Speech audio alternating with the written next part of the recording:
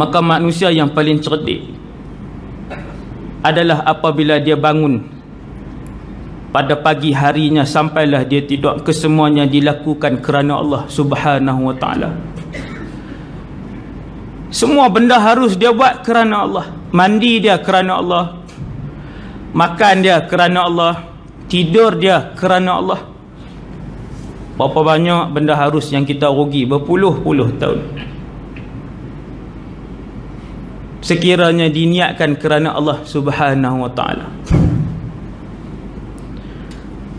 maka kita dan saya semua menuju ke syurga. Nak masuk syurga mencabar, kata Rasulullah. Nak masuk neraka tak perlu pengorbanan. Tuan-tuan, nak buat dosa dimudahkan.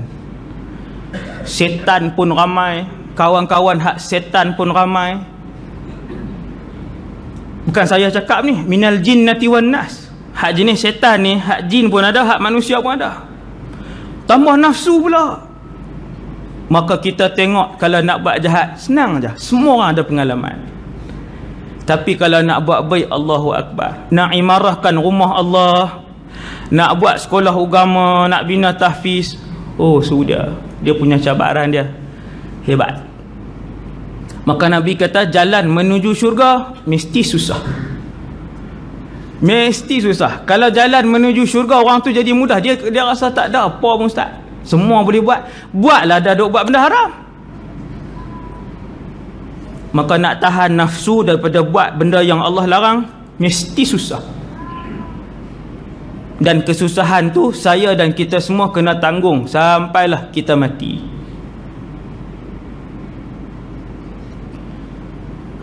Maka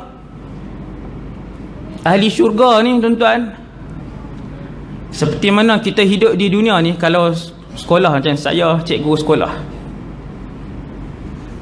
pencin pula dah berhenti, kemudian buka sekolah, duduk dengan pelajar juga. Tuan-tuan, tiap-tiap kali periksa, cikgu mata pelajaran, dia tahu tak berapa orang budak, dia boleh hanggar tak yang nak dapat A, yang nak dapat B, yang akan gagal. Dia boleh hanggar. Dan anggaran tu selalunya 90%.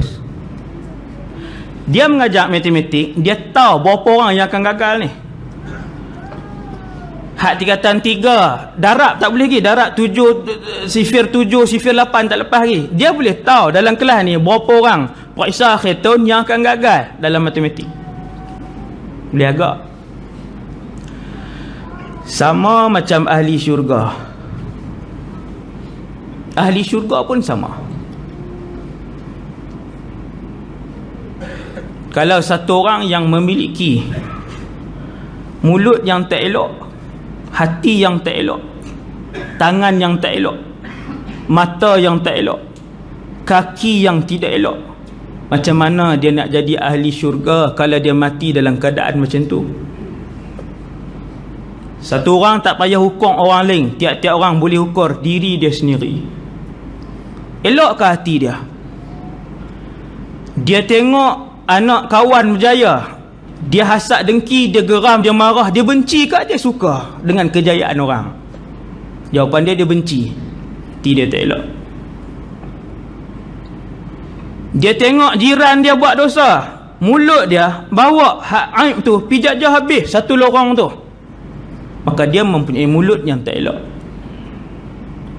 Semua orang tahu tentang rahsia yang dilakukan oleh anggota badan dia dan juga apa yang dimiliki dalam hati dia. Maka dia boleh tahu dia layak untuk ke syurga ataupun dia layak untuk ke neraka. Bukan dia yakin dia ahli syurga, insya-Allah sifat-sifat yang Allah sebut tu ada dengan dia. Antara sifat yang Allah sebut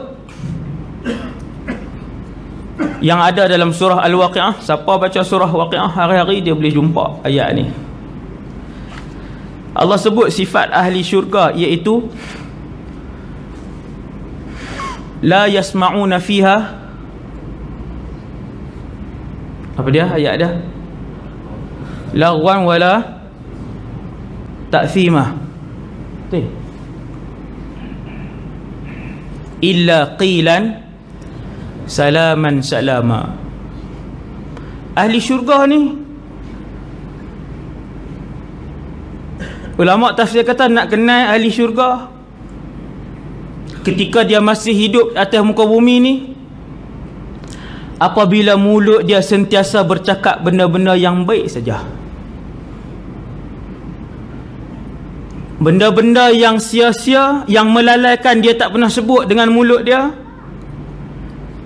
Wala ta'thima, benda-benda yang dosa, mengumpat, mohong orang, fitnah orang, bawa jaja aib orang. La yasma'una fiha lagwan wala ta'thima illa qilan salaman salama.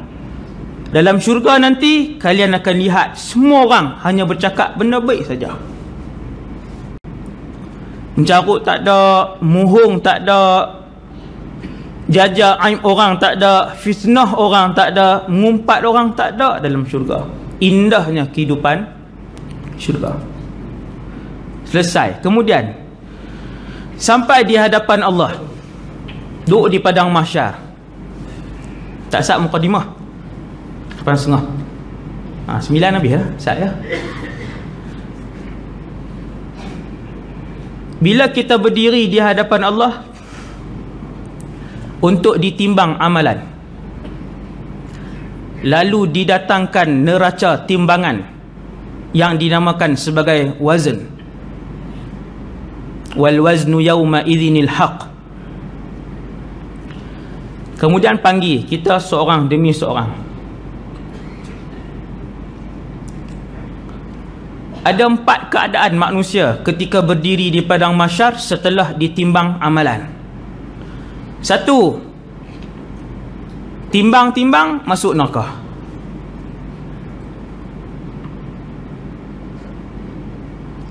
2, timbang masuk neraka, kemudian masuk syurga. Hak 1 tadi, timbang-timbang masuk neraka, tak keluar-keluar dah. Apabila dia mati dalam keadaan dia telah mensyirikkan Allah, wal'iyadzubillah.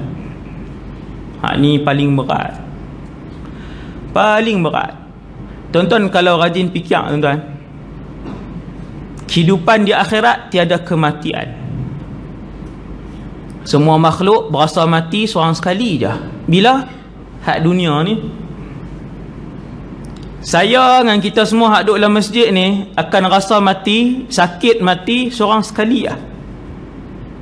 Dan itulah rasa sakit mati buat kali pertama dan kali terakhir.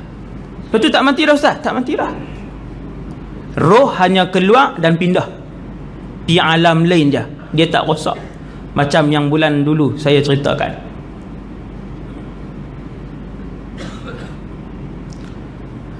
Ada orang yang keadaan satu tak sah, timbang masuk neraka, tak keluar-keluar dah.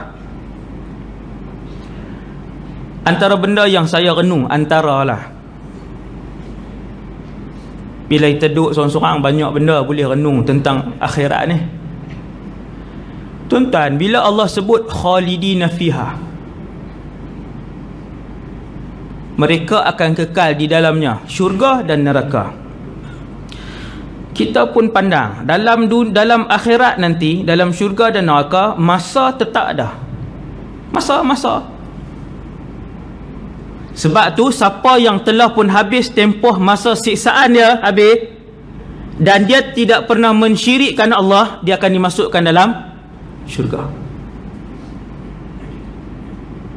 Maka masa ni ada. Masa ni ada. Bila Allah sebut duduk dalam syurga selama-lamanya, kita pun bayanglah, kita kata 10 bilion tahun duduk. Habis 10 bilion tahun, kita pun tanya, ya Allah sampai bila duduk? Habis 10 bilion tahun ni.